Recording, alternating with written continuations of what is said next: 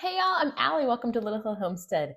We recently were a part of Souptember, and so we had two videos that went in the month of September with a big collaboration with a bunch of different channels. And I had asked you guys, like, what do you want to see me make? I was planning on making split pea soup, but you guys really wanted to see something else. So in today's video, I'm showing you split pea soup because we had a billion people ask us to still show you guys. So this is really easy and really cheap. That is why we like it. It's totally customizable for your family, and let's just jump on in. You need 8 cups of water. If you don't want to use water, you can use broth, you can use chicken bouillon, you can use veggie bouillon, whatever you want. I just use water. You do you, like we always say. So for split pea soup, you need split peas. These are split peas from Azure Standard. We just made sure there was no rocks or anything in them. I just kind of dig through as I'm pouring them into the container to make sure they're good and clean. Just real quick, I don't soak them, I don't do anything with them. It's 1 pound or 2 cups. I like the ones from Azure. I have done it with the ones from like Walmart as well. Let's see, what else do we got? Spices, salt and pepper, 1 bay leaf, some ground thyme. You can use like regular thyme, but the ground makes it a little bit better.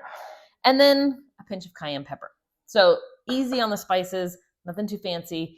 Most people have these in their kitchen. If you want to use seasoned salt as well, you can swap it and do that instead. I will say, we grew up in California. We've gone over this a billion times with you guys. We're from Southern California, but if you go a little more north, there was a place in Buellton, which is up by Solvang, called Anderson's, and they literally only served split pea soup. I think they closed now, sadly, but this recipe is inspired by theirs. So they make it vegan or vegetarian, and then you're allowed to add in, I believe it was ham and bacon. I haven't gone since I was a kid, at the end. So that's the way that we do it. We let people add in stuff at the end to kind of personalize it. Let me get this water behind me. What I love about this one, it's like a dump it all in the pot and boil the heck out of it. How simple, right? I wanted to show you guys, okay, so you need 1 piece, 1 rib, 1 single strand of celery. I don't keep celery in my house because if I buy it, I don't use it and I don't want it to go bad. I dehydrate it. So I have a little bit left in this jar. I'm just going to dump about 1 celery. It's not a stalk, right? That's the whole thing. Anyways, I think it's a rib. In. You need 1 onion cut into little bitty pieces and 1 carrot cut into little bitty pieces. So one of you guys was telling me about this little contraption, and it's awesome. So it is basically like a cutter. Let me grab the right blade for it though. So it's got, you push the unlock button and you can lift the blade out. It came with like the 1/2 inch, which is great for potatoes, but it came with this little bitty one too. And you just slide it in and push the lock button. It locks it in place and it cuts things really, really easily.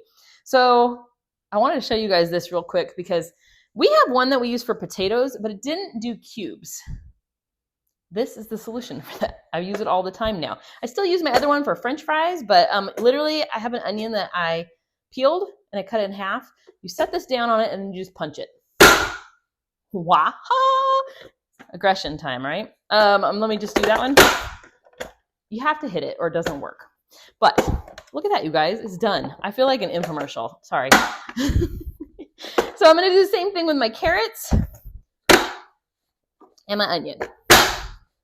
It's loud, but just take out the anger of the day. My kids walking in, you're like, Mom, what are you doing? Beating stuff up.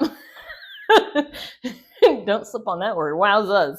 Okay, you guys. So our carrot and our onion is now cut up. I'm just going to set this to the side, but boom, look at that. I'm just saying. Whew, okay, it's getting hot in here. I'm having way too much fun. I'm going to turn you guys around and bring you to the stove to show you what we got next. Hold on. Okay, so I have a big La Creuset pot. Just use a big pot. Whatever you have is fine by me. This one was on sale because it's an oval. I don't really care, so that's what I got. I'm going to turn it on and grab myself a spoon. Into the pot, I'm putting all of my water. So there's 8 cups of water. Like I said, if you want to use broth or add some bouillon to it or whatever, you totally can. I'm going to add our chopped up onion and carrot into the pot.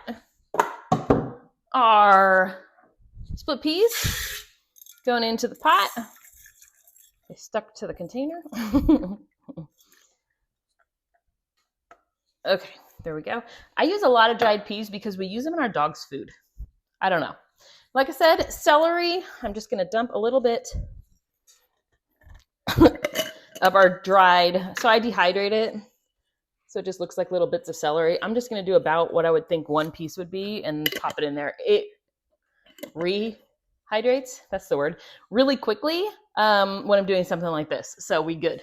Let me grab all my spices and a spoon. I had it all displayed for you guys, but I forgot to actually make it so it's usable. Okay, let me grab my recipe and a spoon. Hi, how's it going?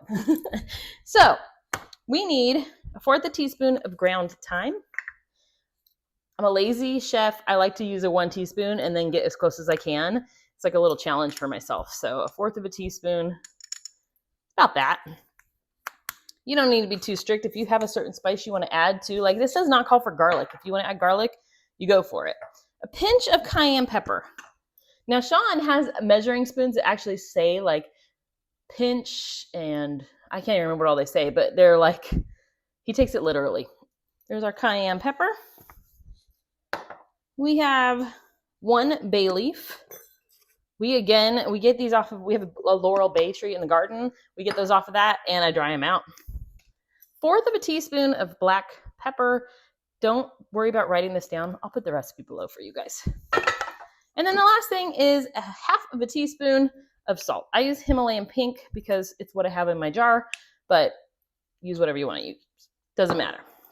That's it, you guys. So I'm going to give it a stir. What am I going to do with this? Well, I am going to turn the heat on high, which I have, and I'm going to let it come to a boil. When it comes to a boil, you're going to leave the lid off and let it hard boil for 20 minutes. Like just let it rip. And then you will turn it down. I put the lid on it at that point, and then I let it go for like another 30 minutes until the peas are soft. So for now, let me show you what the pot looks like, and I'll do a check-in as it cooks. So here we are right now, just floating vegetables. Fun, right? The good thing about this one is at the end, let me get you set back down. You can use a food mill or an immersion blender to strain it through. So your carrots and your onion and all that will be one, like split pea soup from a can, instead of chunky, because you're going to do this later. So lucky for me, I already had it out because I'm working on marinara sauce over here, which has turned into a disaster of a day because I don't make it very often, but you know how that goes. Anyways, so I will have a marinara sauce recipe coming up soon from our tomatoes from the garden and split pea soup. Oh, also our frozen mashed potato recipe will be up in the next week too. I'm trying to like jam in stuff that I missed while we were doing the craft show and get caught up. And if there's anything you guys have asked for, I have promised that you have not seen, let me know, because I literally have no videos built up right now. So today is what is happening. This is real life. Anyways, stir it, turn it on high, 20 minutes. We'll see you in 20 minutes. Well, no, once it boils, I'll see you in 20 minutes. Okay, so I have some marinara sauce that I'm working on. So if you see something going on over here, that's all that is. I'm going to grab my little pot holder in here to take this lid off just to see where we are. So it's been 20 minutes. I left the lid not on. It was propped over it, so this could still boil away. But it's been 20 minutes. And at this point, all I'm going to do, let me show you what it looks like. But it's been 20 minutes. It literally just looks like boiling water now that's a little bit dirty and foamy on the top. That'll go away, don't worry. I did rinse the peas, so it's not dirt, it's just what they do. Anyways, I'm going to turn my temp down to medium, and I'm going to let it go for probably another 30 minutes till our peas are soft. So that's kind of where we are. I'm telling you, this is easy because I'm canning in the other room and doing some Etsy orders and stuff all while this is going. We're going to have it with grilled cheese soup tonight. Grilled cheese soup? Grilled cheese and a soup. What would that even taste like? I guess you just put croutons and cheese soup. I don't know. Anyways, whew. It's the end of the day. There's a reason I film in the morning, guys. Anyways, okay, let me turn this down. Set a timer for 30 minutes before I forget. And then I'll show you once we get to the next step.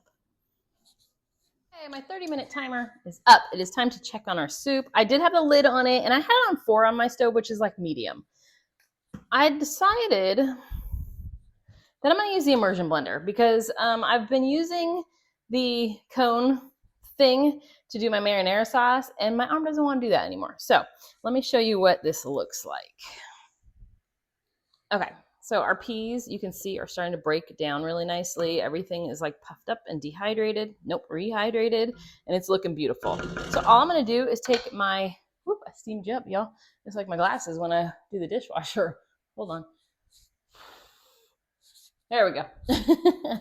So I have this Cuisinart immersion blender. I got at a thrift store quite a few years ago, probably 15 years ago. I don't use them often, so buy yourself a cheap one. I'm just going to pop this in there and go to town. It goes really, really quickly. If you want to leave it chunky, by all means, go for it. Be careful, it is hot and it does sputter.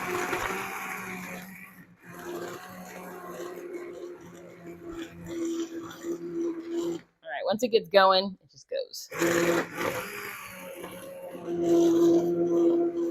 tend to kind of leave it in one place and let it create like a natural whirlpool, like when you were a kid in a spa. That's what I like to do.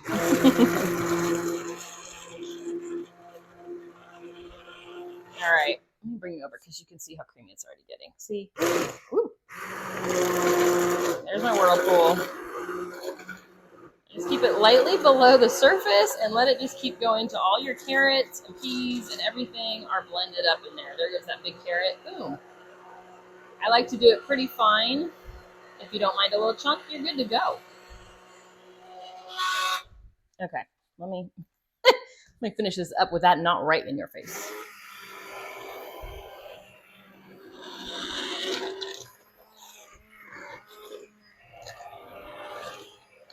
All right. And that, my friends, is it. Just take this little end off, and our split pea soup is beautiful and bubbly. There you go. Okay, let me show you one more time what the final immersion blended soup looks like. Boom. There you go.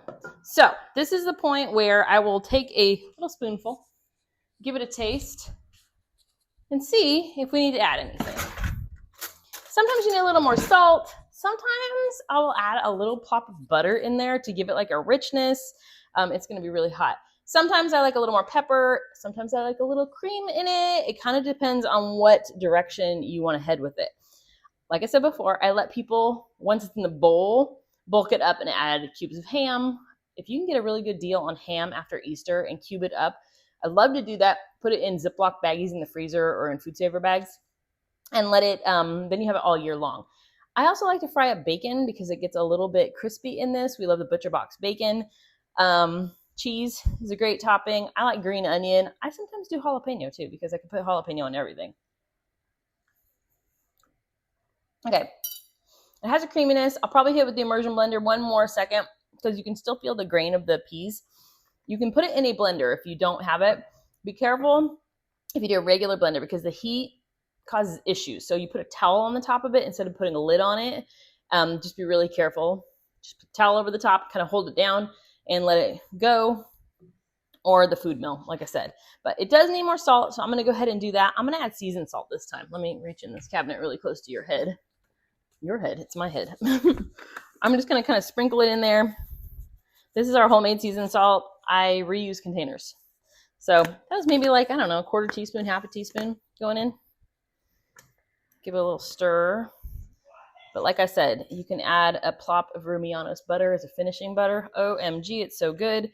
A little cream, a little bit of cheese when you go to serve it. Some people like it with croutons. It really depends on what you like.